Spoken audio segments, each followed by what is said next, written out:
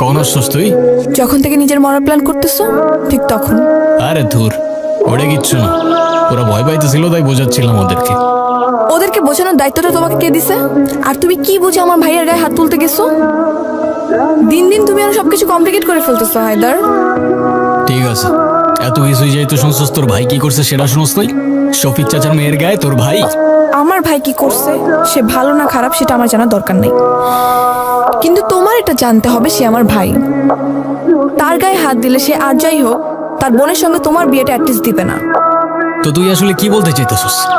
তোর ভাই তার পোলাপান মিলে একটা মেয়ের গায়ে হাত দিবে, তাদের যা ইচ্ছা তাই করবে, আর আমি চুপচাপ কিচ্ছু না বলে জাস্ট দাঁড়ায় দাঁড়ায় দেখবো? না, আমি আর কিছু বলতে চাচ্ছি না। দোষ আসলে তোমার না, দোষ আমার কপালের। না আমার ফ্যামিলিতে কিছু বলার সাধ্য আছে, আর না তোমাকে কিছু বলার রাইট। যা ইচ্ছা করো, মরে গেলে বুঝবা।